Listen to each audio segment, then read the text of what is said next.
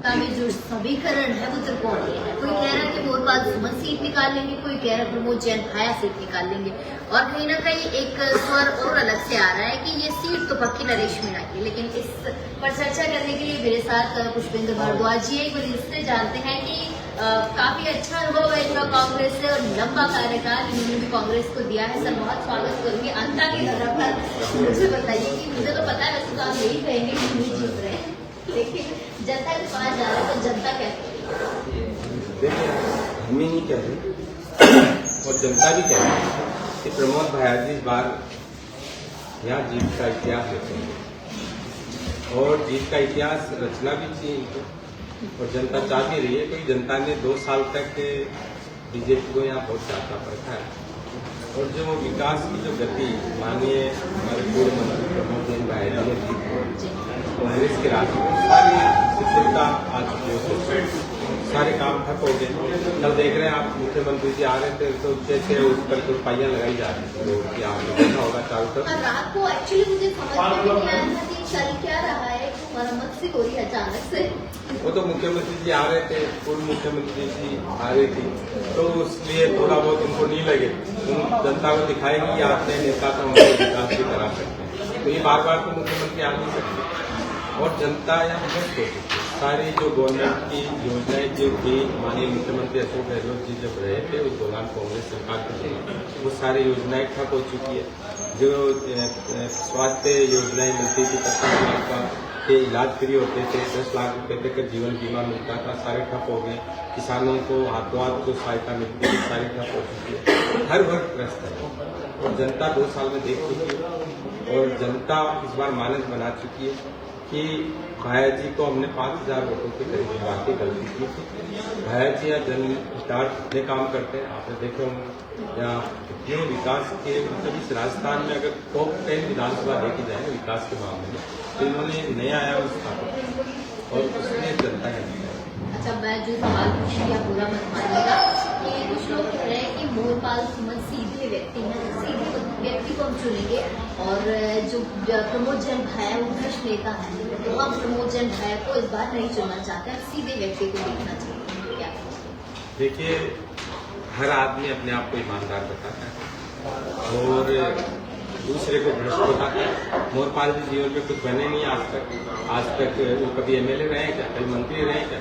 जो व्यक्ति मुख्य धारा की राजनीति में रहेगा, समाज सेवा में रहेगा, अच्छे काम करेगा, हजारों करोड़ों रुपए के काम करवाएगा तो गिने चुने लोगों के आरोप भी लगेगा। इसलिए भाया जी लगातार 20-25 सालों से एमएलए बन रहे, मंत्री बन रहे, विधायक बन रहे तो इनके ऊपर आरोप भी लगना लाजमी है। लेकिन कभी आरोपों की कोई सत्यता नहीं है। कोई आरोप लगे तो उन आरोपों पर कोई जांच हुई और उसमें कभी उनको दोष पाया गया ऐसा कुछ भी नहीं। इसलिए सब फालतू की बातें तो मोरपाल जी के मोर उड़ जाएंगे। मोरपाल जी के मोर उड़ेंगे नहीं वो तो मुझे नहीं पता, लेकिन डोटासरा जी आए थे उनकी गाड़ी के आगे पीछे लोग खड़े हो गए, मोरिया भूल गया मोरिया भूल गया और डोटासरा जी से घबराए हुए से लगा डोटासरा जी घबराने वालों में से कांग्रेस के नेता है और मार्शल कौम जाट समाज को बिलोंग करते हैं, इसलिए मोरिया उड़ने वाली और तो ये हवाइयाँ उड़ने वाली बात थी।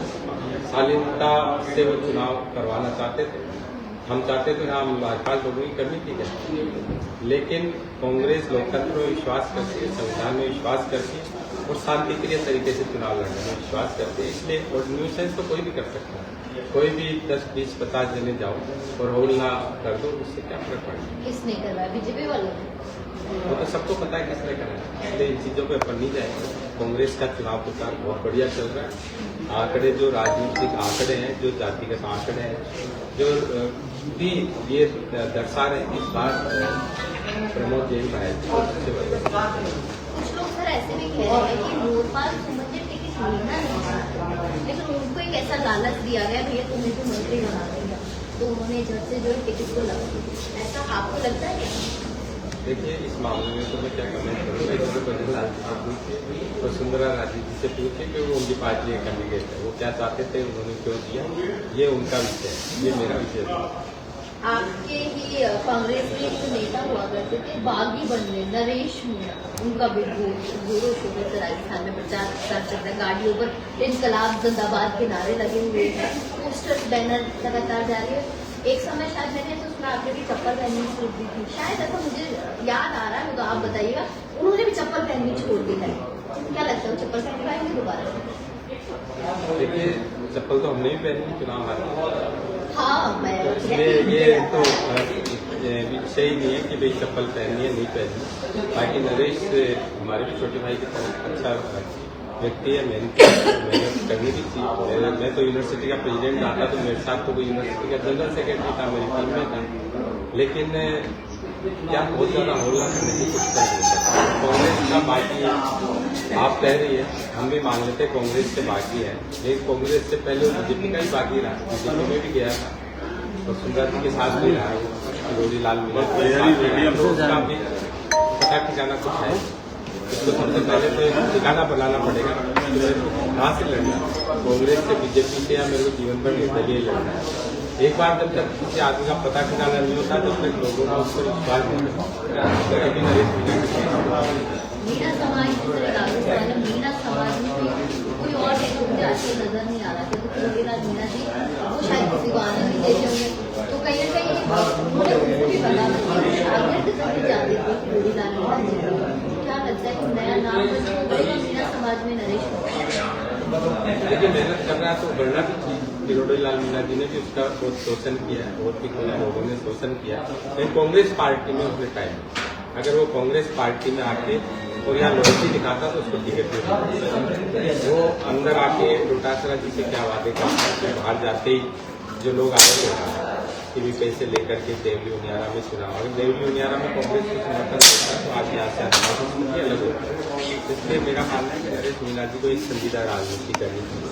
कॉलेज की राजनीति यूनिवर्सिटी में हमने छूट कर दी, अब उम्र के साथ में बदलाव उनमें तो मुझे लग नहीं रहा बदलाव की देखने को मिला। कुछ दिन पहले चुनाव के बाद बदलाव एक वीडियो उनका जारी हुआ था कुछ दिन पहले, जब उठाया मास्क निकाली तो देख लूंगा, मान जा सुधर जा, कुछ शब्दों को उन्होंने प्रयोग किया था। इतना क्यों एक नेता और बोला ना कि उसको संजीदा राजनीति करनी चाहिए, क्योंकि मुख्य धारा की राजनीति में इन चीजों का स्थान है। जनता होल्ला करने वाले, चिल्लाने वाले, गाली-गलौज करने वाले नेताओं को पसंद नहीं करते। कुछ वर्ग होता है राजनीति में, 4 तरह के वर्ग होते हैं और चारों ही जीवन में सफलता कभी कभी पाते हैं। कुछ को जल्दी मिल जाती, कुछ को लेट मिलती है, लेकिन जो जिस तरह से भोकाल बनाना, गाली-गलौज करना, बदतमीजी करना, चिल्ला-चूट करना, दूसरों पे आरोप लगाना, ये चीजें शोभा नहीं देती, किसी के साथ लड़ाई झगड़ों के उतारू हो जाना। इसलिए इन चीजों से अच्छे राजनीतिज्ञों को बचना चाहिए।